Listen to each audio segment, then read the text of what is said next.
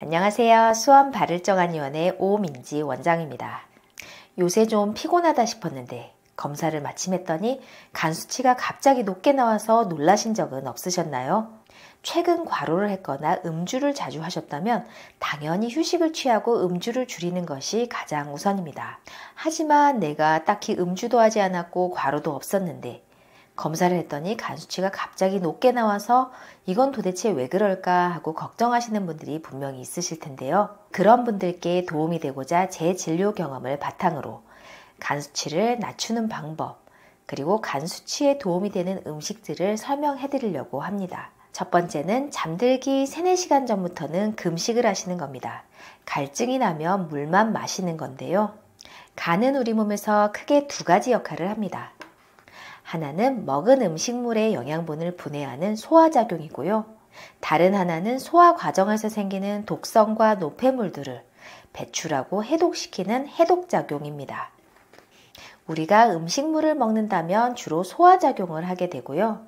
잠을 자는 동안에는 해독작용을 하게 됩니다. 그런데 잠들기 직전에 음식을 먹는다면 어떻게 될까요? 음식이 우선 들어왔기 때문에 간은 소화작용을 하게 되는데요. 그렇다면 간은 밤에 해독작용도 하고 소화작용도 해야 돼서 과부하가 걸릴 수 있습니다. 그래서 2가지 소화작용, 해독작용 모두 다 제대로 할 수 없게 됩니다.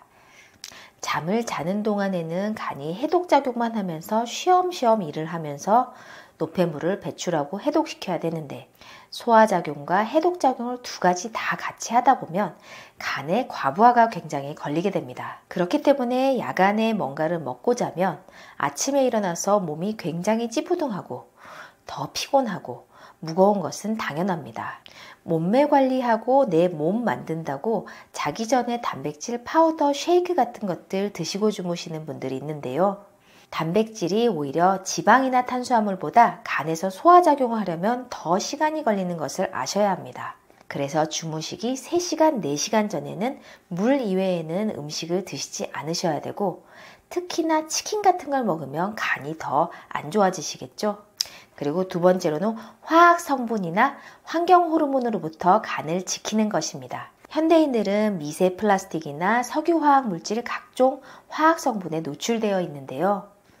예를 들어 과일이나 야채, 곡류에 남아있는 중금속, 잔류 농약, 생선이나 해산물에 남아있는 중금속, 그리고 미세 플라스틱, 그리고 우리가 사용하는 샴푸나 바디 용제, там폰, 생리대 등이 직접 몸에 닿는 화학용제, 그리고 플라스틱이나 비닐에서 나오는 각종 환경 호르몬, 또 각종 건축 성면 기구에서 나오는 화학물질도 있습니다. 이렇게 알게 모르게 우리가 생활하면서 접하게 되는 화학물질은 결국 간에서 해독을 해야 되는데요. 이러한 것들을 많이 접촉할수록 간은 부담이 될 수밖에 없습니다. 완전히 우리가 생활에서 차단하는 것은 불가능하겠지만 생활에서 최대한 조심하고 최소화하는 것은 가능합니다. 즉, 인스턴트 음식을 최대한 덜 먹고 플라스틱이나 비닐에 열을 가해서 사용하는 것을 최대한 피해야 합니다. 최대한 화학물질이 덜 들어간 샴푸나 바디용제를 사용하셔야 되고요. 집을 인테리어 할 때도 최대한 친환경 자재로 지으시는 게 좋습니다. 그리고 무분별한 진통제, 해열제, 스테로이드, 이러한 화학약품의 무분별한 남용을 최대한 줄이시고 음식 또한 자연 해독이 잘 되지 않는 밀가루, 인스턴트 유제품, 술, 커피 이런 음식들을 최대한 줄이셔야 합니다. 그럼 간 수치 낮출 수 있는 음식들을 알려드리려고 하는데요. 우선 우리 몸의 세포들은 에너지를 만들어내는 과정에서 활성산소라는 것을 만들어냅니다. 이 활성산소를 빠르게 제거해줘야 되는데 이 역할을 하는 것이 바로 간입니다. 활성산소가 많아질수록 간은 일을 더 많이 해야 하고 계속 무리를 하다 보면 간 수치는 계속 높아질 수밖에 없습니다. 이때 활성산소를 줄여주는 항산화 음식을 많이 드시는 게 간 수치에 도움이 되는데요. 항산화 음식은 굉장히 다양합니다.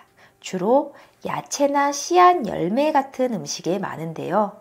제가 오늘 설명드리고 싶은 음식은 바로 두부와 당근입니다. 이 2가지 음식은 우리 밥상에서 흔하게 볼 수 있고 가급적 매일 섭취하는 것을 권유하고 있습니다.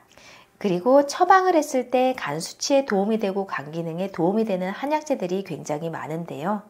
그 중에서 대표적으로 구기자와 오미자가 있습니다. 이것들은 간 수치를 낮추는 데 있어서 탁월한 효능이 있지만 간혹 체질에 따라서 안 맞는 분들이 있을 수 있습니다. 그래서 전문 한의사와 상담 후 복용하시는 걸 권유하고 있습니다.